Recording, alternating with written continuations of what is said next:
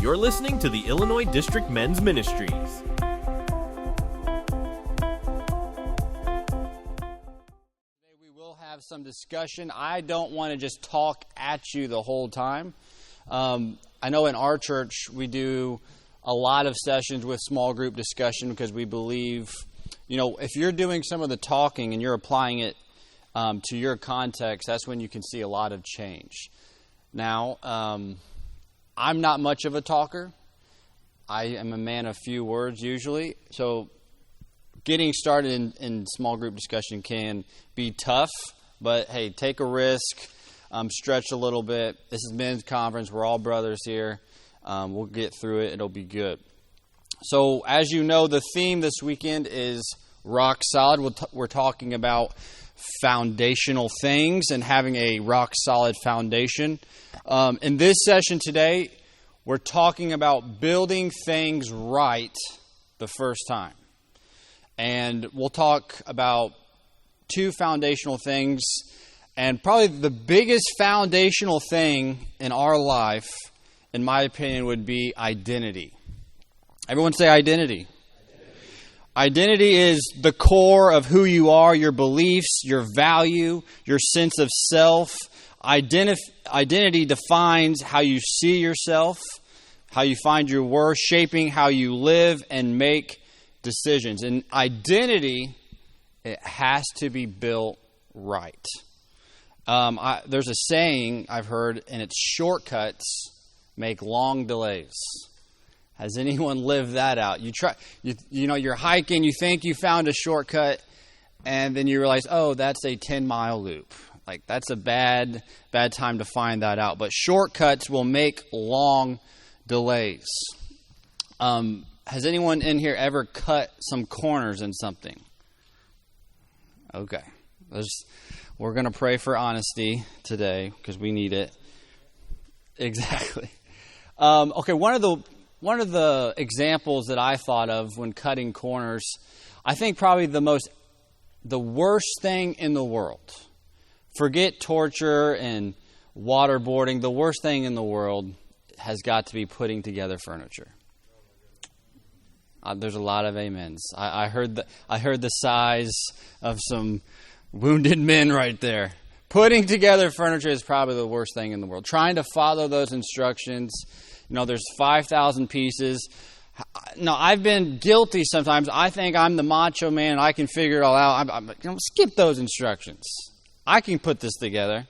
I'll just do this. I'm just going to skip this step. At the end of the day, what happens? You have so many pieces left over. You have to, I put this thing on backwards. You have to tear it all apart. You're already 4 hours into it. It's a brutal thing because when you don't do things right the first time, it's always going to cause trouble in the long run. Does anyone in here play an instrument? Okay, a lot of musicians in here. So I started playing the bass when I was about 12 years old at church, and I didn't take lessons. I kind of taught myself. And the disadvantage of that was I just wanted to play cool stuff. I just wanted to learn the notes so I could play the cool songs because no one cares about the scales. Like, I didn't focus on foundational things. I just focused on doing what it sounded cool, what kind of got my attention. And, I just learned A, B, C, D. And it was fine. I got through it as long as there was a lead sheet. And everyone stayed on script. You're shaking your heads because you know what I mean. But it bites you when, there's a praise break. Or, we go off script. You got to improv something. Because I didn't have the foundational things. I cut some corners and it bit me in the long run. You need to do things right the first time. And you can look at Joshua that played the bass here. You could look at, Brother Avery Wilson. You can tell the difference in our playing because they had a very strong foundation in that. So it's the same thing, if you're building a furniture, you're building a house, you're learning an instrument, and it's the same thing with our life. We have to build things right the first time. So let's just have a quick warm up here. The first question on your paper is a pretty simple one. Why don't you we'll just take a couple minutes and go around your table and just discuss that first question and talk about a time where you took a shortcut. The consequences of not building right, as we've said 100 times, it's going to bite you. It's not a shortcut. There's a saying, I don't know if C.S. Lewis said it. He said the longest way around is the shortest way home. Basically, if you do it right the first time, it is going to be the best way. And it's the same with our identity. We have to make sure it's founded on the right things. And it's so easy for our identity to get wrapped up in things that are not going to last. Our identity is shaped by a variety of things, what people project on us, what they say about us. Usually we get a lot of our identity from our fathers, our parents, people we value and care about that have a role model position in our lives. Our identity can be shaped by the experiences we've had in our life, the good ones, the bad ones, the environment we're raised in, the culture we're raised in. All of that is going to play a part in how we view ourselves, how we value things. And while all of those things are going to play a part, at the end of the day, we're going to have to, if we want to have a rock-solid identity in our foundation as a man, we're going to have to get our identity from what our Father in heaven says about us. Basically, at the end of the day, that's what it's going to have to come down to. Every other thing can change or move, but what He says about us is going to remain the same. Now, I think in all of us, we have a desire for validation. We all have a desire of getting approval. Amen? Does anyone in here just love being rejected? You just love being rejected. It's the best thing in your day. Okay, that's what I thought. We have this desire for affirmation and validation. That's normal. I don't think there's anything wrong with that. But, here's the caveat. But, if we don't, first of all, get our identity rooted in what God says about what His words say about us, then we're going to end up looking for identity and affirmation and approval from everyone else, and that's going to be something that's not going to fill the void in our life. It's just not going to sustain us because you're trying to draw something from someone that is not all-sufficient. He is the all-sufficient one. We're supposed to draw from Him. He can fill that void. Everyone else is not going to be able to do that. And you're not going to be able to perform your way to it either. Now, if we just do this illustration, now this is not a perfect illustration, but hopefully you'll understand the broad concept. If we desire affirmation and approval, and, we start doing things, we start achieving things, and we notice in life that, we get people's attention. You hit a home run, everyone cheers. That's great. You get an A+, you bring A's home, your parents are going to give you attaboys and all of that, and that's great. We get older and we realize, when you drive a certain car or you live in a certain house, then, you might turn some heads and maybe people start looking at you differently. Maybe they don't look over you as much. And we see in life how we realize quickly how to get... Oh, boy. Let's see. Get up here.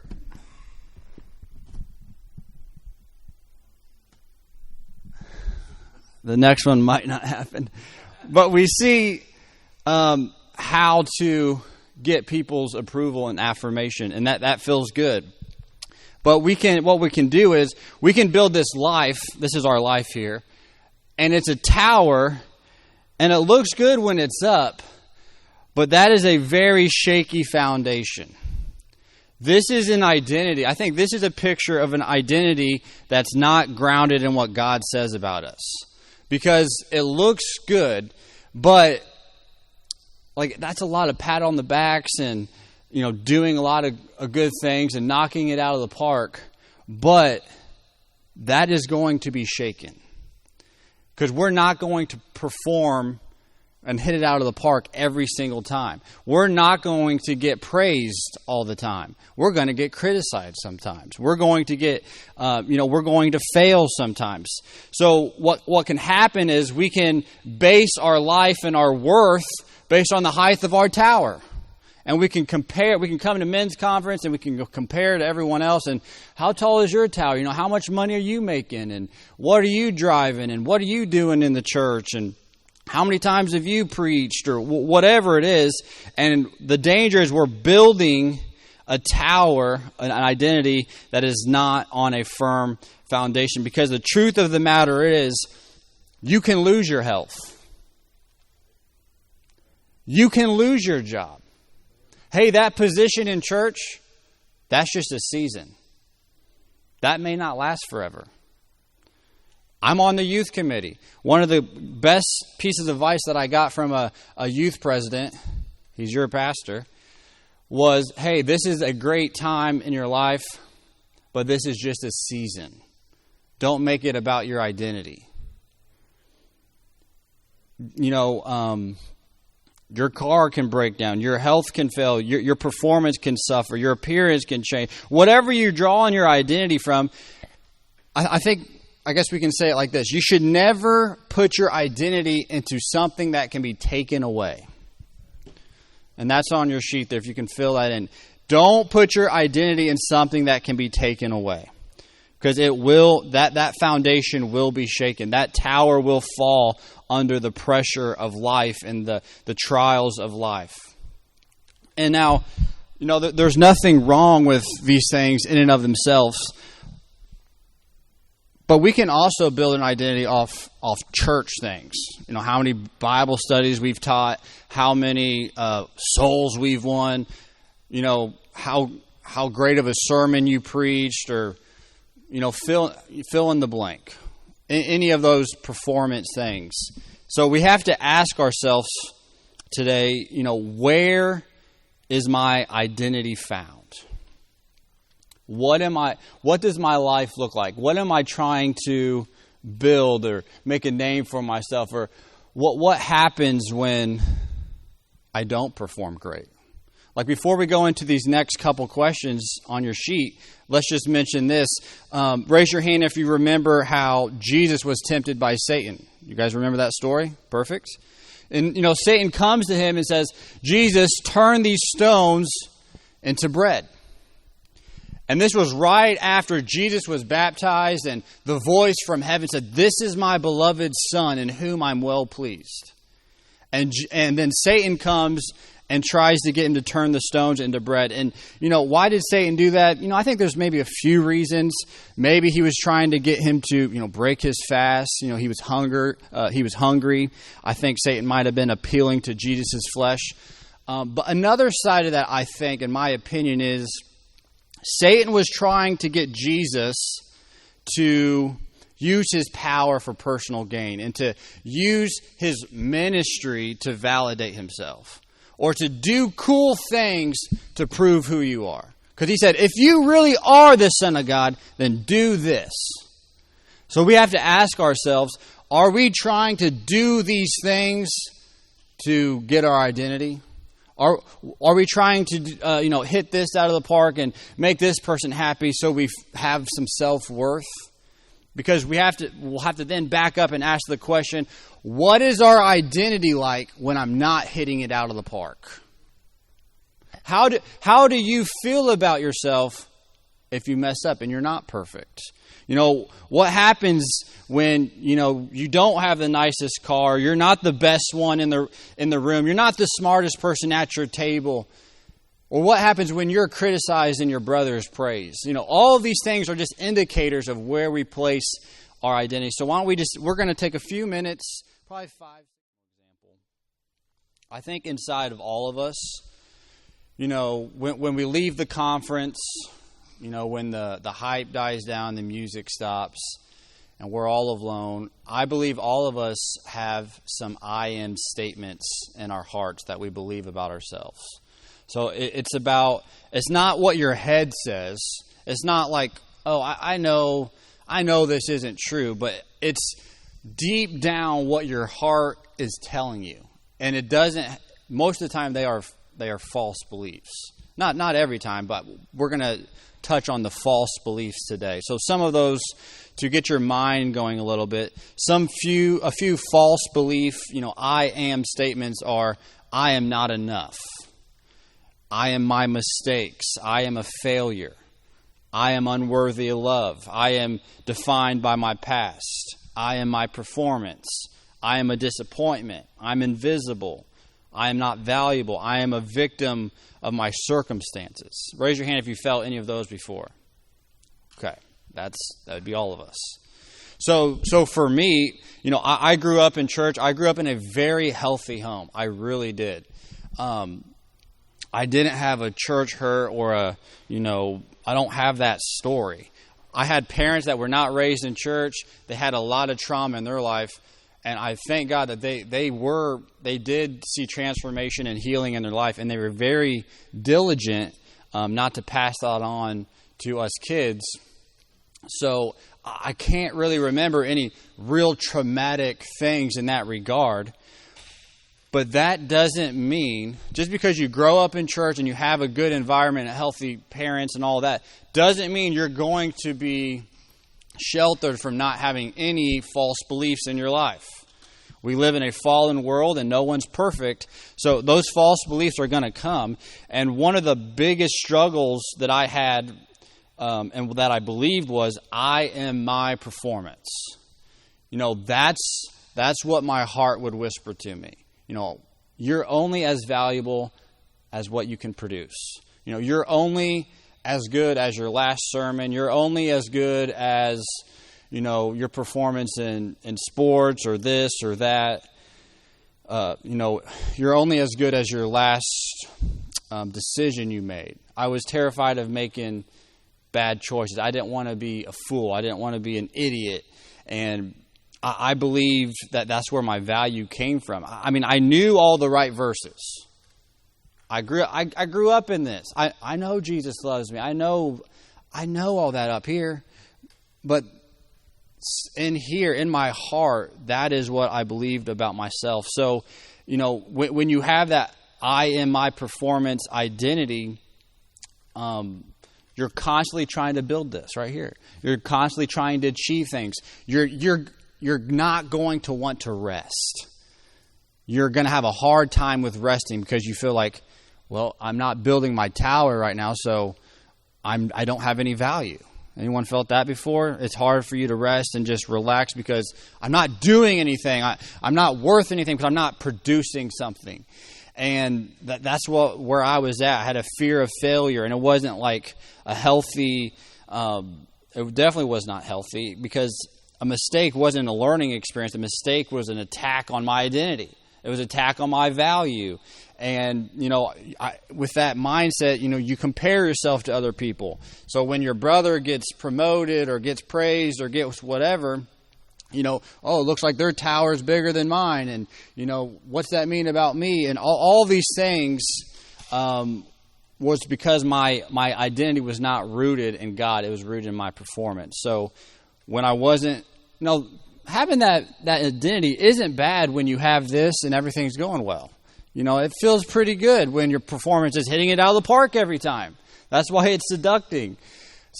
It feels good. But the problem is, that foundation doesn't look all that sturdy. Because as soon as you make a mistake or your value is going to take a hit. It's not a firm foundation. It's going to be shaken. It's going to be tested. And so, I felt that when I couldn't perform, because God brought me to a place where I couldn't perform my way through certain things. And then I couldn't put my head down and charge through it and just break through the wall like I did everything else in life. So he brought me to the end of myself where I had to face these things. So we're going to take a few moments. We're going to talk about those I am statements. And maybe you don't have an I am my performance thing. But all of us have dealt with something in the past. Maybe, maybe someone walked out in your life and you feel like, I'm rejected. I'm a disappointment. No, I am alone. Whatever it is, I think it's beneficial if we at least get that out and we share that, get that out in the open, because we want to attack those false beliefs with truth. So we'll take a few moments. Truth will dispel every lie. So when we have false beliefs in our head, we know this. I won't say we all.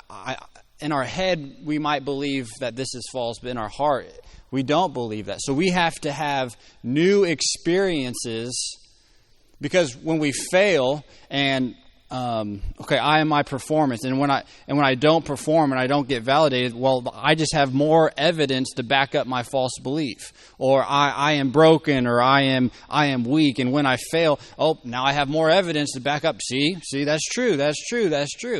And so we have to have new experiences with Jesus so he can, reroute those neural pathways in our head and shape out that new identity. So, like for me, this was just a few months ago, because this is something you constantly have to do. This isn't a relationship with your Father in heaven. Like, he'll give you your identity, but it's going to take vulnerability and time and being open with him. And it's something you don't just do once and you're good, because there's constantly new things happening in your life. And I made a mistake with it wasn't like a huge end of the world thing, but I just didn't handle a situation like I should, and here's that performance mentality coming in, and I was beating myself up, and I'm like, God, man, I really just messed this up.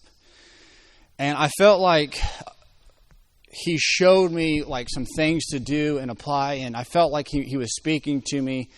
Okay, just do this. Just trust me in this. Just obey my voice, and I will take care of this for you. I felt like that's what he was telling me. And I had that performance thing so much in my heart that I was like, God, but I don't deserve you to do this for me. I have to do it. I have to get this done. I have to fix my mistake. And I'm like, I'm just not good enough for you to do this for me. And in that moment, he had to speak to me and tell me that he is goodness, and that everything he does is rooted in goodness, and that goodness and mercy is going to follow me all the days of my life, even if I don't perform 100% all the time. He had to, and now those things might sound simple and it may not mean much to you, and that's fine. But that was a rhema to me in that moment. That was God quickening his word to me and speaking directly to those false beliefs in my heart. And can I tell you, those are the moments and experiences that change people, that changed me. And it's in those simple moments when you leave the position at the door, you leave your accolades and your performance at the door, and you're just, to be blunt, you're just stripped and open before God and saying, hey, this is what I have to offer, and it's not much. And he keeps coming back time and time again saying, just like he said, God said to Jesus, you are my beloved Son in whom I'm well pleased. When you hear those moments and you hear God defining your worth, that's what builds you. Now, we had a tower here earlier, and it had a very weak foundation. I don't think God's into building men as quick, put it up quickly towers. But I think he does stuff more like this. Now, how impressive does this look? This doesn't really look like a whole lot. Do you think the world is going to really validate this? This is not all that. But I think this is what the Lord wants to build in men. And if you can see into the future, this is a pyramid. This is what a pyramid looks like. Has anyone in here ever seen a pyramid blow over? I've never seen a pyramid collapse. Personally. They're pretty old. When you take height and, how old they are, there's nothing that really rivals pyramids. Because in a pyramid, the strongest and the biggest and the widest part is the foundation. They took probably the most time on the foundation.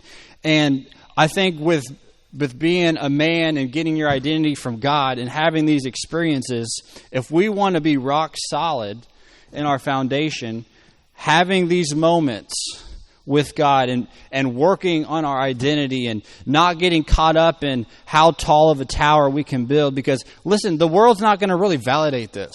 Because this right here, sometimes that looks like not doing a lot of cool things that the world says is successful. Or even the church world says is successful. You know, there's nothing that's like, wow, about this. This is barely out of the weeds. But this is a foundation that God can build upon. This is something that he can build upon. I think of Joseph, know the story of Joseph?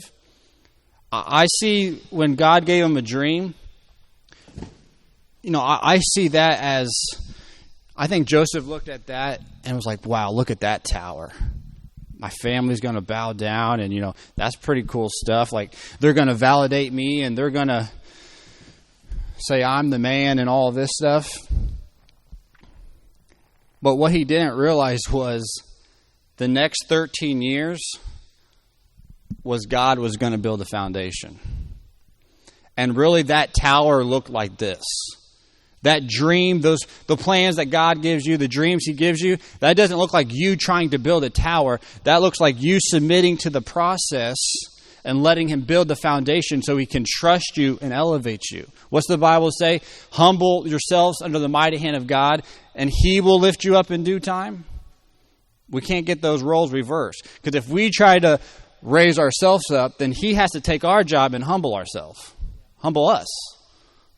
But if we will submit to the process and we focus on identity and we focus on character and we focus on the fruit of the Spirit and go after these foundational things, then in time he will build us up to exactly what he wants us to be, to glorify him. And that's going to be a foundation that's going to last. Does that make sense? We're almost out of time. Just take the next minute, and there's a few other steps on there about identity. There's a place where you can write where you're gonna make time. If you're like me, you have to plan out things. You have to put it on the calendar. Where you're going to make time to have that conversation with Jesus, where you're going to tell him the way you feel about yourself, and you're going to allow Jesus to speak back to you. Why don't you just take a moment, make that plan, put it in your phone calendar if you have to. That's just a practical step that we can make. And as you're doing that, we only have about 4 or 5 minutes, which is not very much time to go through the next portion, but we will do our best. And really the next portion is about accountability. So I have here, I'm going to have to put the microphone down. So I have a harness here. And I think accountability is one of the things that we have to add to our foundation. I think it's one of the things that, you know, we have to get right from the beginning. And I worked in construction for since I was 18, so about 12 years. And anytime we had a job that you had to wear one of these, it's like, are you serious? It stinks. I mean, you know, it stinks. Because it slows you down. It's annoying. You have to clip and unclip and this and that. It's just a pain. Like, the only reason why I would wear it is because I didn't want to get fired, basically. But this thing's annoying and it's a pain until your foot slips. Until a plank in the scaffolding gives out. Then this thing becomes the most important thing in your life. And all of a sudden it's not such a burden anymore. And I think that's how accountability is, or fall protection, we could say. It's something that we don't put into our lives because we just plan on failing and messing up. Well, we put this into our life as men because we want to protect what's valuable. I'm going to put some accountability in my life not because I'm a loser and I'm weak and I'm a spiritual, weakling, but because I want to protect what's valuable in my life. So what's some of those areas? I think probably one of the most common and talked about thing now, especially in our day and age, is pornography. That's a great place to put accountability in. I was introduced to pornography when I was 9 in public school. I think a lot of us have that story. And that's a battle that was very hard to overcome until I got accountability in my life. I brought some other people on board, and I wasn't in that pit by myself. When you're vulnerable and you ask for help, a lot of times the enemy is going to condemn you, put shame on you, tell you you're the only one dealing with it, tell you, you're a freak and all these things, shame. But really, when you ask for help and you get accountability in your life, it's actually going to build confidence in you. I am still accountable to this day for everything that comes across my screen. Reports get sent to my wife, to my accountability partner. I love that. That's like the best thing to ever happen to me because it gives me so much confidence. If you ever walked on like a high scaffolding or something, you walk differently with and without a harness on. Without a harness, I'm like, oh, okay. If it's like sketchy, I'm not scared of heights, but if it's sketchy heights, I've been on some jobs where it's some sketchy heights, and you're tense. But when you're tied off and everything's good, you kind of walk with boldness because you know that there is protection there, and that's how I see accountability. It's adding protection to your life. You're protecting what's valuable. That's all the time we have for that subject. You can see those questions. Snap a picture of those questions if you want. Take the paper with you and talk about the big thing is finding that person you can trust in your life and to be open with and protect those places in your life that are valuable. Amen. So I think identity, getting that firm foundation in Jesus Christ, getting Him to speak true to those false beliefs, getting some fall protection in our life, that's going to set us up with a strong foundation. And all the men say amen. Amen. Thank you all for participating in those conversations. Thank you for listening. For more information, resources, and upcoming events, please visit IllinoisMen'sMinistries.com.